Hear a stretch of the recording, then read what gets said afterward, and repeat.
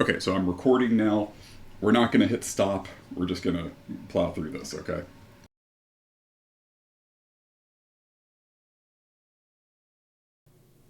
Hey, everybody, welcome back to Sweatpants BI.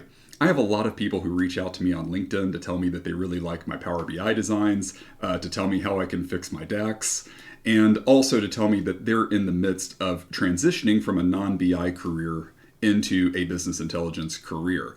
So, with that in mind, I thought that it might be helpful to actually bring someone in who I know has been working to transition into a business intelligence career from a completely non data oriented career, to actually talk to you about like what her experience has been like, what she's found frustrating, what has worked for her, and by and large, just to answer some of the questions that you probably have and talk about some of the frustrations that you're probably feeling if you're transitioning into a BI career. So, without further ado, I'd like to bring on a guest, my wife, Nina. Hello. You nailed it.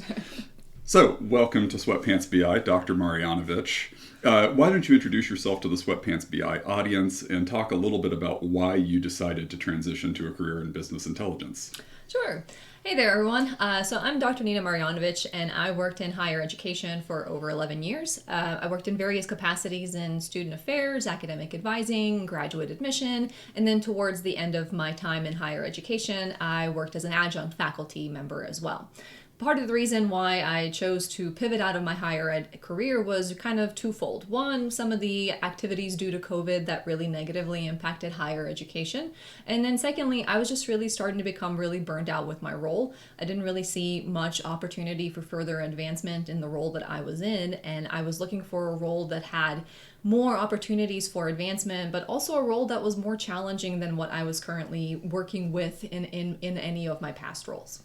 I think that that's probably something that a lot of people who are considering transitioning to a career in business intelligence probably feel. I know that when I first started looking at data jobs, BI jobs, I was definitely feeling burnout with what I was doing previously. Something tells me that anyone who's looking to make a radical career shift is probably also experiencing that sort of burnout. They're just looking to do something new that challenges them on a more intellectual level, or at the very least pushes their skills in new directions. So, approximately when did you start your BI career transition? Yeah, so for me, I would say probably May or April of 2021. I was closing out another academic year, and it just felt another year of rinse, wash, and repeat. And I really had to sort of gut check myself and say, is this something that I can do for another year or even more than that? And the answer was no. I mean, I remember vividly where I was. I was sitting on a beach on vacation, really having to think of my life, and I really then decided that I had to make some moves, make some action plans, because what I was doing was no longer motivating me, was no longer encouraging me. I dreaded waking up in the morning. I knew I was good at my job, and I think that was another sense of why I felt it was so stagnant, because I had tried within reason and within my power in the context of my role to try to build new activities, to try to build new challenges, but there really wasn't as much to mine in terms of opportunities as I thought. And so I was sitting there on that beach just really thinking about what does it take to be challenged, to learn something new. And that data piece really came to the forefront because in my former role, that was something that I sort of touched, if you will, on occasion because higher education is such a data rich environment. But at the same time, it's very controlled in terms of who has access to what and who can do what with it. And I kind of decided that I didn't want to be on the periphery of that. I really wanted to be deeper in it and have an opportunity to interact with data, not just have someone sort of shove it down my throat and say these are the conclusions that you need to make. And so having that PhD background and that research background, I really kind of thought that that clicked together because I wanted to like I said earlier, feel challenged by the work, but then also be in a place where I can ask questions, where I can see where things don't make sense, where in some sense I could still do research because through researching BI opportunities and just business intelligence, it also felt like that kind of role makes you a researcher by trade because you're working with customers, you're working with clients, you're asking questions, you're getting their specifications, and then you're trying to make sense of it all. So I felt like on one hand, the underlying skills of BI intelligence was just something that made sense for at least the motivations that I had for wanting to explore it further. Awesome. I have two follow-up things. First of all, was I on that beach vacation? Yes, you were. Nice. Second, so you said that mentally your journey began approximately 2021. Yes. We're recording this video in 2023. Yes. So, I definitely want to put an exclamation point for anybody who's watching this. This sort of transition can take a very, very long time. If memory serves, that span from 2021 to 2023, you weren't spending all of that time actually looking for a job yet. I think that started a little bit later. Mm-hmm.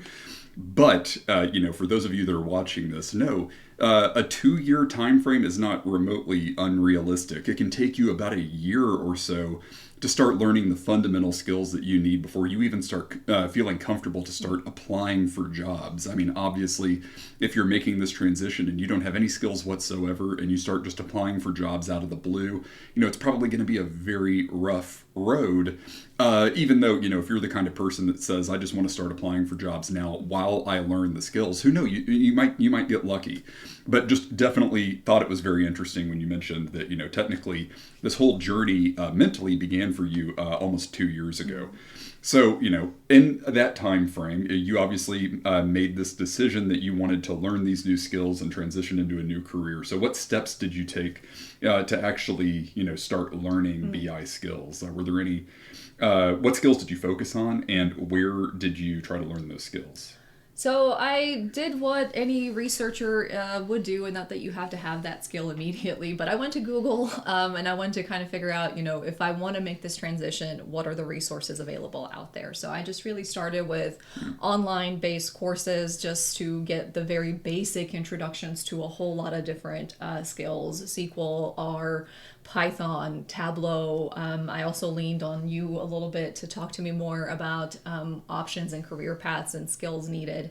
And what was really challenging about all of that is that it seems like you need to know all of them, and it was hard to know which ones were actually fundamental for anyone to know versus nice to haves, or maybe that are more industry specific. So I felt really overwhelmed by the fact that there's Python, there's Spark, there's Apache, there's Hadoop, and I know not all of these things are the same now.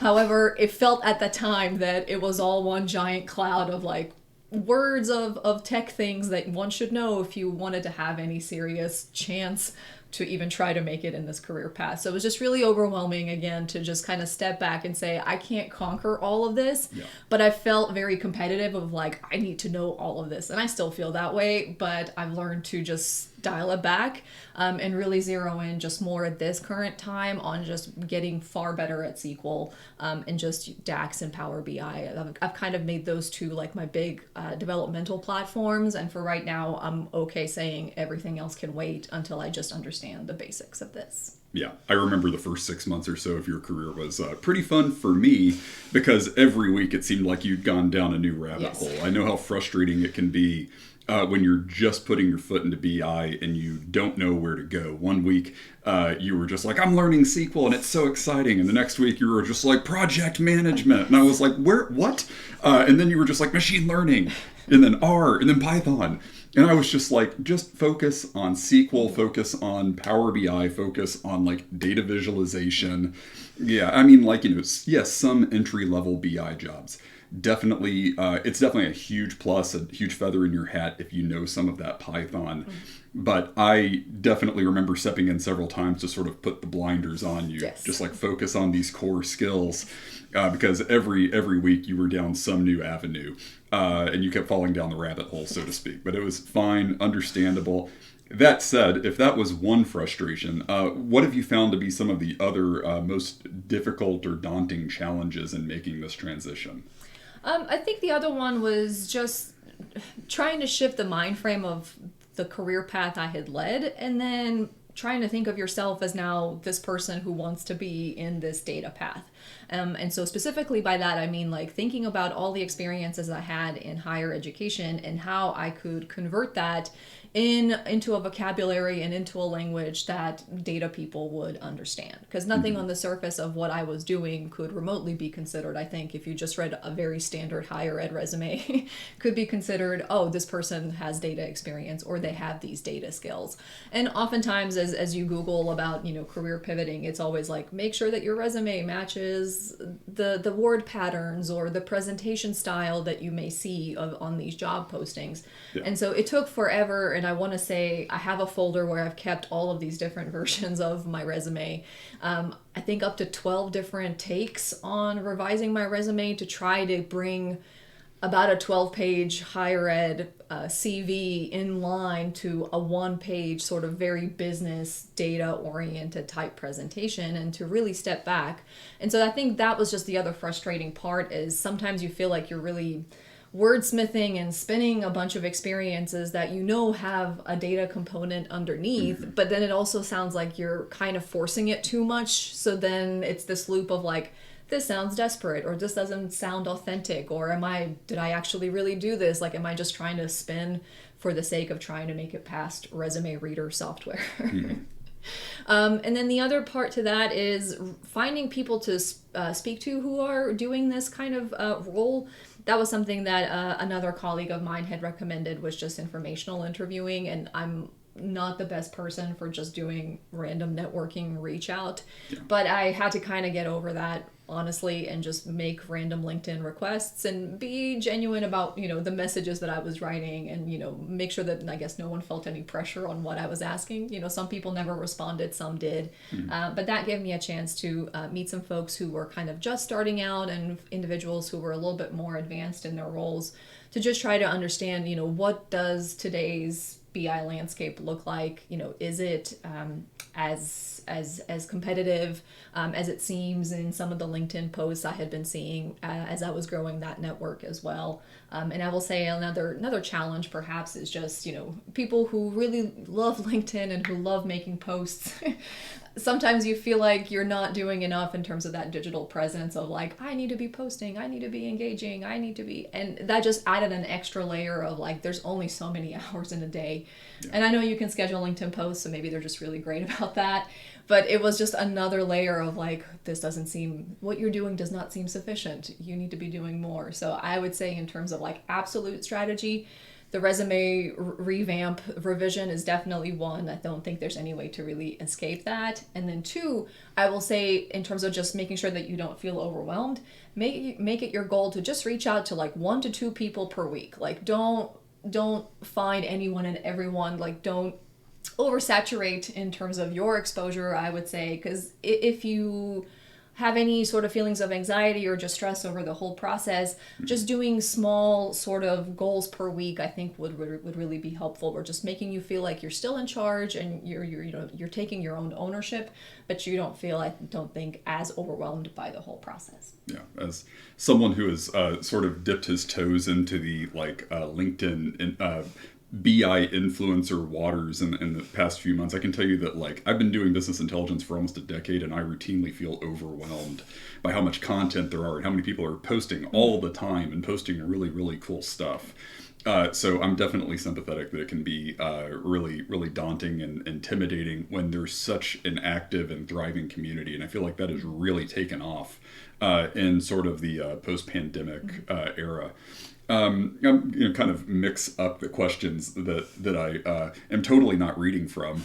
And because I think you kind of led into a question that I was going to ask you later, and that is just, you've now probably come 18 to 24 months into your BI transition. What do you feel like some of the biggest mistakes were that you made along the way? Because there are obviously a lot of people who might be watching this who are pivoting into a BI career. Mm-hmm. We're all going to make mistakes. I made huge mistakes when I pivoted to a BI career. I'm sure that you made some mistakes. Is there anything that you would do differently with 2 years of hindsight? In terms of prep, or in terms of applying, or? It's an open-ended question. Why don't you answer it the way that you want to? Sure. So mistakes moving into it. The first one I would say, it was just when I had that realization of that I finally had reached the end of my higher ed life, I used the resume that I had, all 12 plus pages, and I was just applying with it as is because I wanted to rage apply, as that expression goes these days, of Yeah. like I need to take some kind of power in my current sense of powerlessness and in my previous in my role. And so I apply just using that. I mean, I hate cover letters to such an extent. It takes me like 2 days to write one because it seems very performatory to be writing one and customizing each one. And so in some sense, I was just kind of rinse and repeating with the same setup and hoping that something sticks. And ultimately, you know, I would say about like 6 months of applying yielded nothing, Yeah. perhaps to no surprise.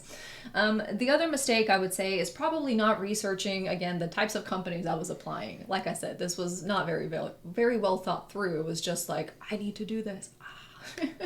And so I went for like the top. I went for the Google. I went for the Facebook. I went for all of your top tier companies, hoping that, you know, like maybe they'll really appreciate a higher ed person. So I would say be strategic because as much as I said earlier that like it's the research and the analysis piece, I do enjoy the teaching and learning side of this role as well, because as you're understanding what your customers and your clients want, you're also telling them, you know, what are the benefits or the drawbacks or capabilities or incapabilities of something like Power BI to help them realize what they want. And so there's equal parts of that information exchange. And so on one hand, while I was committing myself to this BI path, I was also looking at things that have roles, I should say, around product management or project management, because I really wanted to, you know, kind of help steward people through that process. Because again, I thought my teaching background would be really helpful in that too. So again, that's still kind of an area maybe for future exploration down the road as I just get a little bit more comfortable in BI and on everything that entails. But I would say, you know, don't aim for the top in terms of companies. It may happen, it may not happen, but I'm going to say it probably won't happen.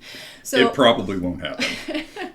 So as you think about where you want to apply, you know, I would say look local, look, you know, statewide or states that are near you if you are here in the United States. Yeah. That might be a good way to maybe go with a smaller company where maybe the pressure perhaps won't be as high. Maybe they're still figuring out what their BI capabilities and infrastructure looks like. So it could be interesting to get on the ground level and build something from scratch versus perhaps jumping into something that, you know, could be very well developed.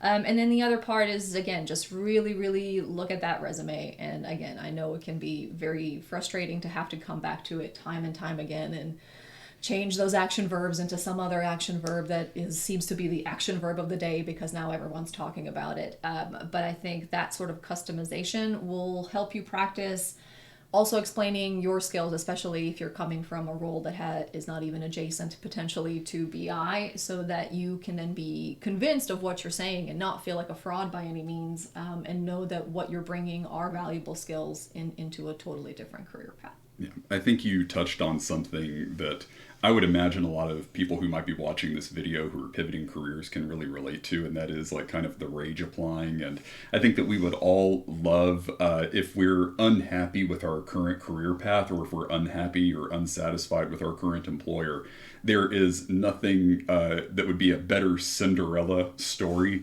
than you know, waving out the door on your way to a Google or a Meta or a Microsoft, you know, and basically shooting your old employer the bird if you're like really, really unhappy with them on your way to, you know, greener pastures. But the reality is that a lot of us, as we transition into business intelligence, our first career, our first job in our BI career is probably going to be with a more local company, or it's probably going to be with a lesser known company in a lot of instances. And it's probably going to be a job that maybe we only spend 2 or 3 years in just to get enough of BI experience on our resume so that maybe our second or third job is at more of our dream company. But I can tell you from my own personal experience that, you know, you may have put all of your chips into the business intelligence basket. You may have become a pro at Power BI, and then you start applying for your dream companies and you find out that they use Tableau and they don't really have any use for a Power BI expert. And then you're just like, But I would say if you are working on that, transitioning to business intelligence, do focus on, what you want your next 5 years to look like. And maybe don't be afraid to settle for your first job just so you can start getting that essential experience. I think that a lot of people who are transitioning also are very, very picky, maybe because of the optics that they want to use with, getting out of their current employer. Can be frustrating, but I mean, like, I kind of moved sideways or laterally into my first BI job. I definitely was not making a lot more money than I was previously. But after I made that transition and after I got a couple of years of experience, under me, then my salary just took off, which I feel like is probably the goal for another goal for a lot of people who are looking to transition into BI in 2023. One thing that I'm curious about, obviously, we talked earlier about all the skills that you've learned and all of the rabbit holes that you started going down. So, are there any specific skills that you started learning that you abandoned because you thought maybe this is either too difficult or it's something that I can work on later? Mm-hmm. Yeah, for sure. I mean, and a lot of those early online classes that I was taking, again, when everything was just so scattershot, every day was something different.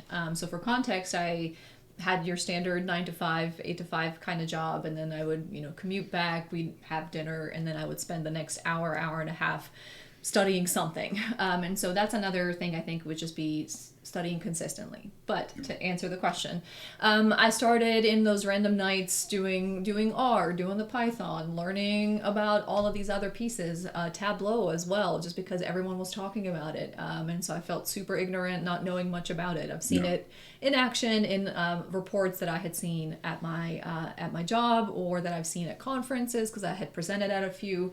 But it just felt, again, it was no plan, no strategy. It was just go ahead and put your hands on everything and get a little bit of everything. Mm-hmm. And so those, like I named Tableau, R, and what was the last one? It'll come to me, but those two for sure. It's fine. Those two for sure. I had just once I had done my 1.5 to 2 hours of oh, okay, that's cool. I was just kind of okay, and that was it. Now I'm done.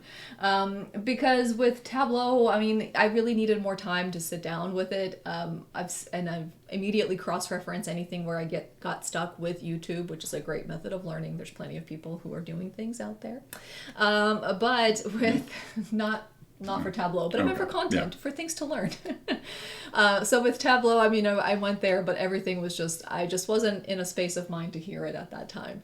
And then with R, I was just hold the phone. First, between downloading all the packages, figuring out what each one does and how many of them you need, I went into the R manual because that's just the teacher in me, and I was this is a lot. This is not something that you can just spend 90 minutes and be okay, I get the basic gist. So I mean, should be perhaps no surprise that it definitely takes time to learn all of these different things. And so for those two items specifically, then, because I do happen to recall them, those were places where I'm just not ready to actually dive a little bit deeper there. Yeah, I've been doing this for almost a decade, and I'm not much better at art either.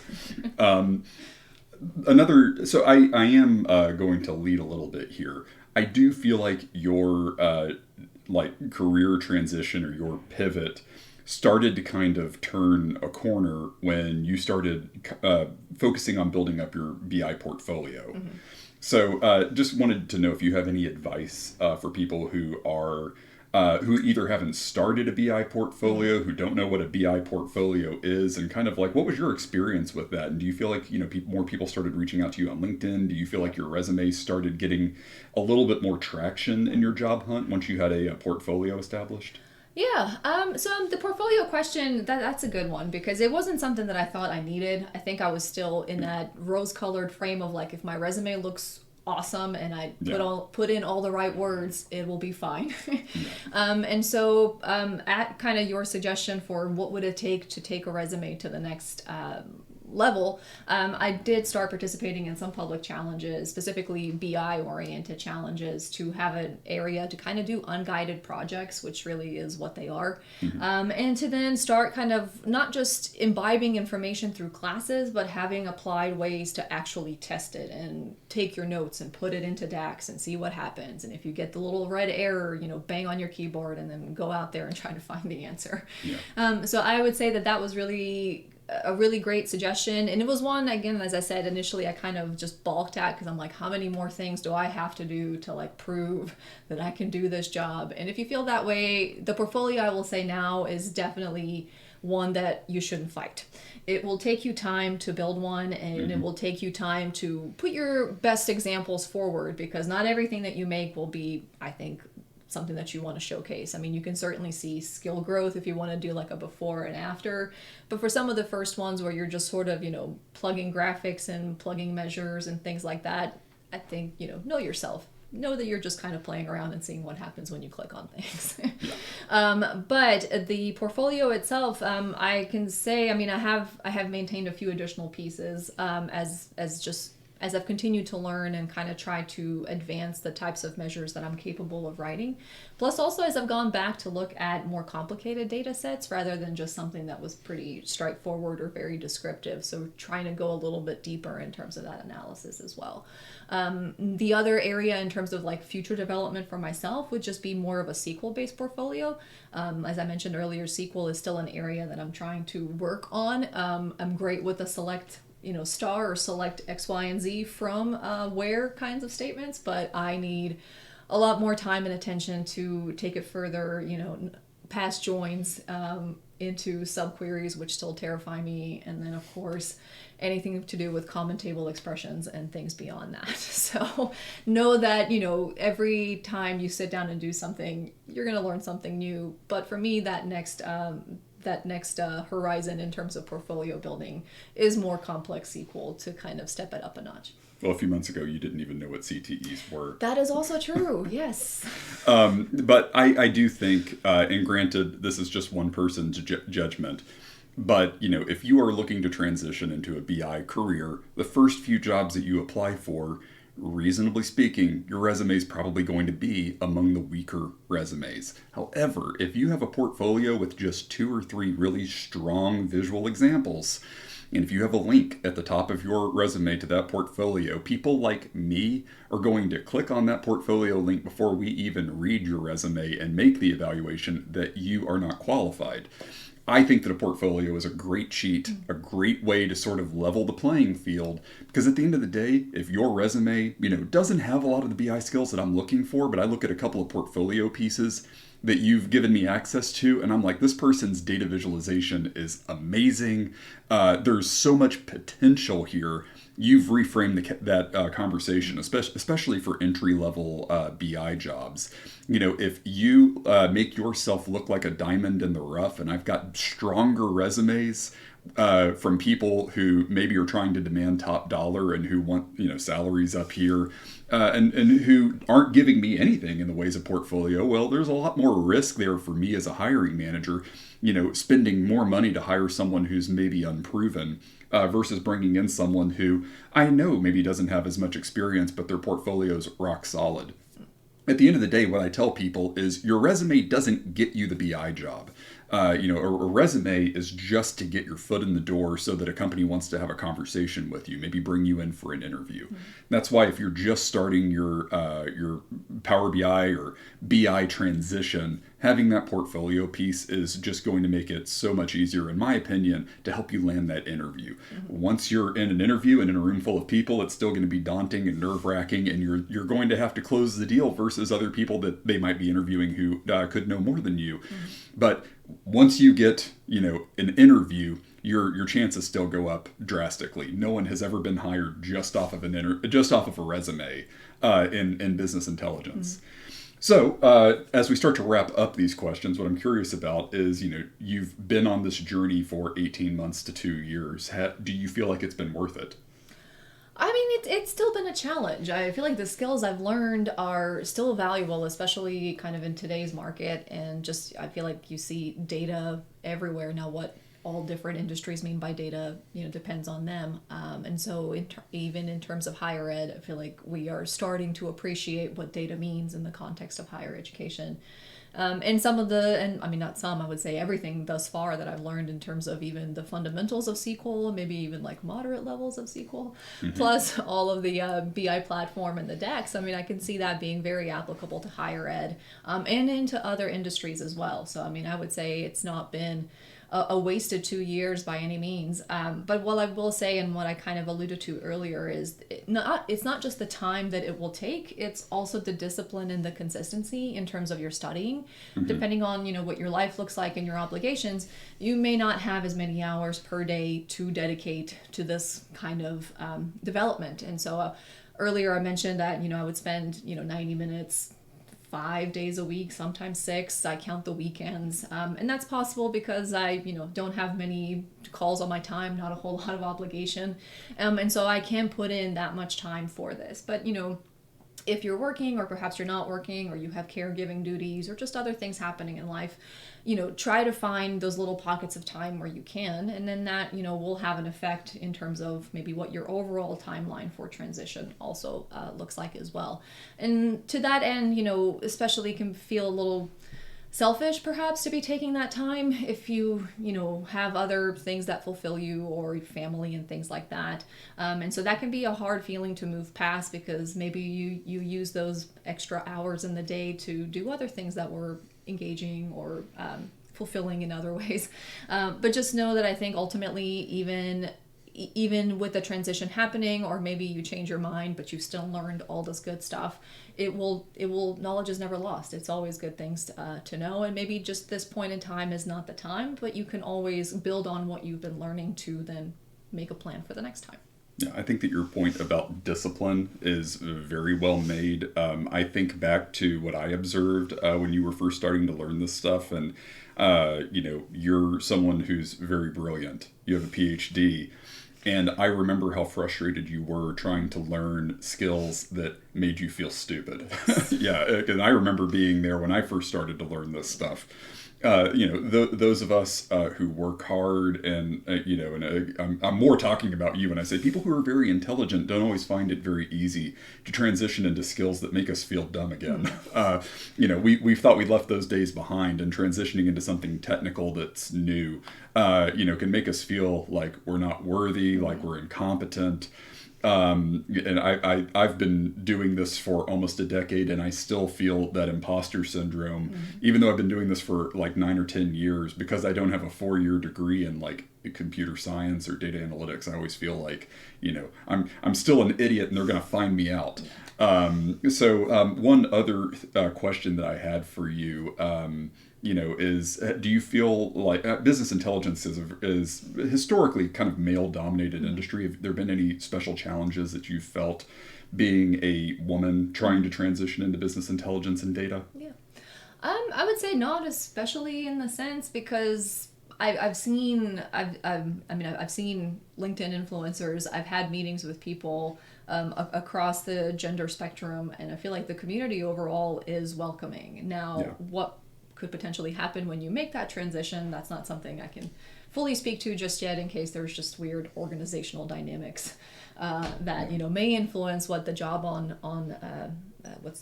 that the job from day to day actually looks like once you're in it. But I do think, in terms of just knowing that it is more male heavy, I think knowing how I felt myself when I was first trying to make those connections and do those reach outs, it's very much feeling like I don't know what I'm doing. They're going to find out. I shouldn't even be reaching out. I'm not ready for this. Can I actually do this? So it was just a lot of negative self-talk, and seeing LinkedIn people, especially because that's my platform of choice when I was building out my network, was trying to sound smart, trying to sound competent, trying to sound like the right terminology to use. So it was a lot of like self-censorship and like self-image building, I guess I would say. That was the most challenging part, in just trying to unpack all of the pathways into a BI career and all of the future possibilities within a BI career. But overall, I would say out of the people who have replied and who have, been instrumental in kind of helping me meet new people, kind of the next level up, or just who really explained, the weeds of what the job is and the challenges and the successes. I would say those individuals have been really, really helpful. So if you in any way feel like you don't deserve to be asking or to be making those connections, please don't. Just reach out. Sometimes people can be people, and they may not get back to you, but overall I think you'll find that there is goodness out there, really, for lack of a better word, and people are willing to help. Yeah, because you know why I'm asking, and that was, I remember, what was the most frustrating thing that you kept doing that I finally told you to stop? To stop telling myself that I was a dum-dum. Oh yeah, that. But you also were just like, can I ask a really stupid question? Yep. And I was like, why is it a stupid question? Like, you're asking me a question about a skill that you're learning, that you have had no exposure to. It's like, it's not a dumb question. It's just a question about something that's new. I was getting very frustrated with how you kept, qualifying every question that you came to me with as being stupid, when it's just like, didn't you just start learning this like 15 minutes ago? Why is it stupid?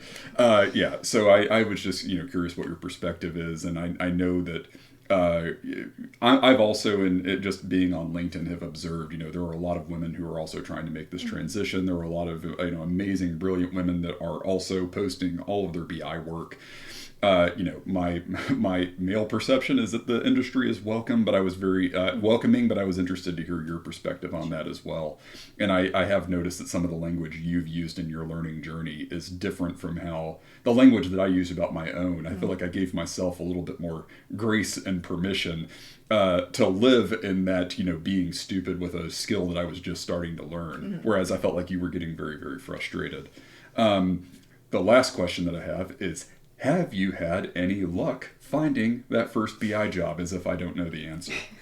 So actually, yes, I am coming up on my first full month in the course of this upcoming week, depending on when this posts. So in the middle of March, it will be my first full month in an entry-level BI role.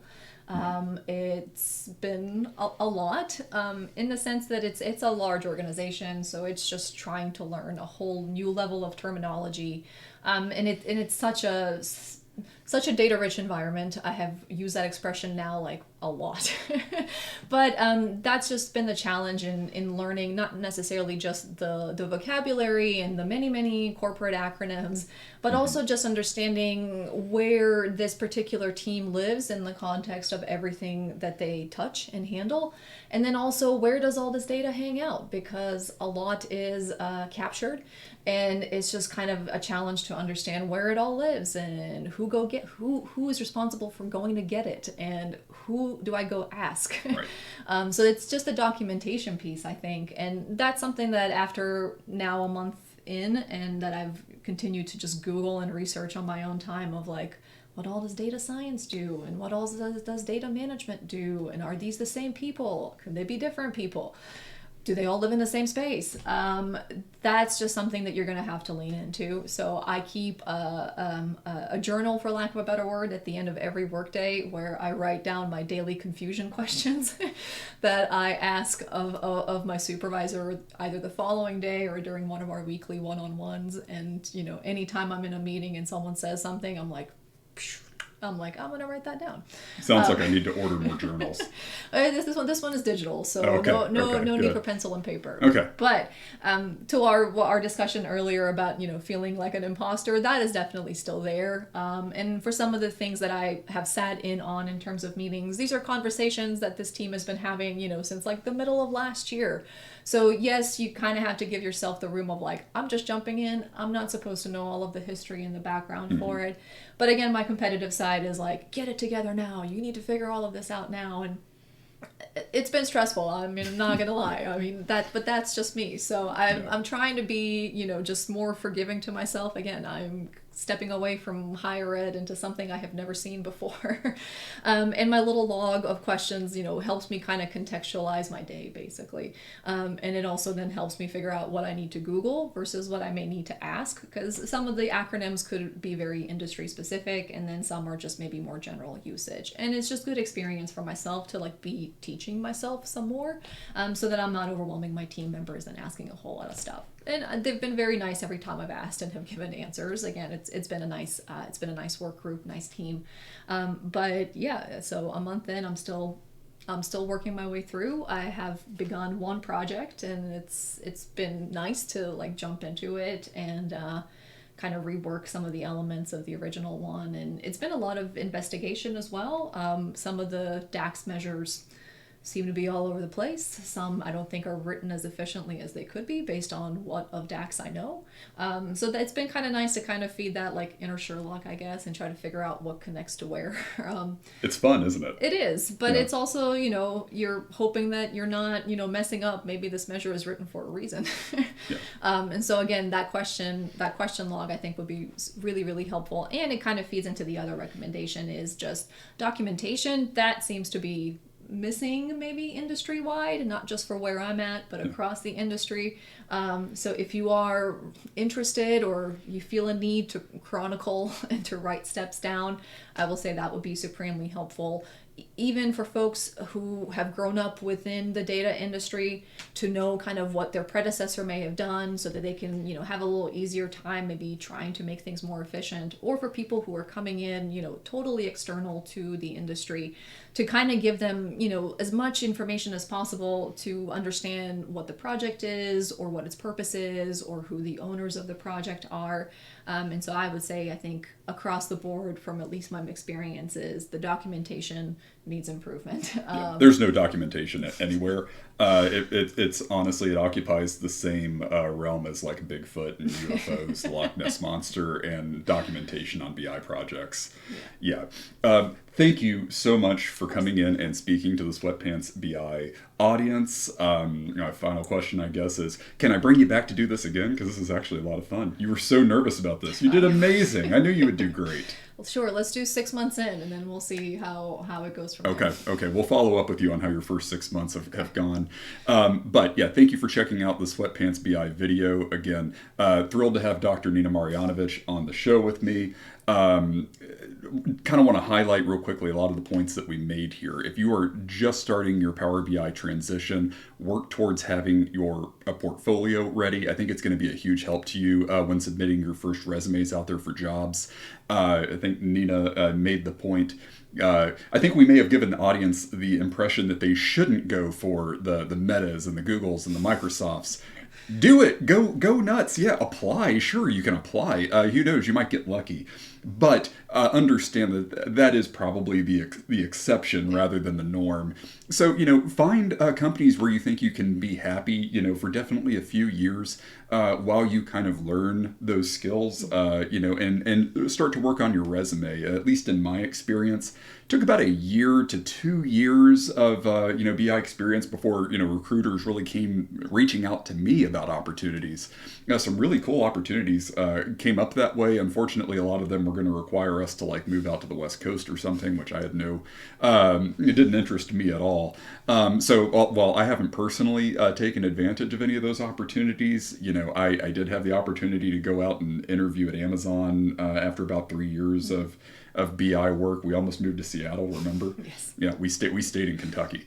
But just letting you know, though, that this can be a very long and frustrating process. Some of the things that you can do to take some of the frustration out of this, like Nina said, are don't stretch yourself too thin or put too much pressure on yourself with the skills that you're trying to learn. Pick a sample of really high in-demand BI skills like SQL, Power BI, or Tableau, data visualization. Maybe get some exposure to things like R and Python where you can have a conversation about them. But focus your technical skills on just a handful of domains and then kind of tailor your resume around those skills and tailor your portfolio around demonstrating what you can do. I promise it's going to make your life a lot easier in landing those highly coveted first BI interviews. So yeah, thank you so much everybody for checking in. We'll have Nina back at another time. And thank you so much. I'll see you in the next Sweatpants BI video. You crushed it. That was great.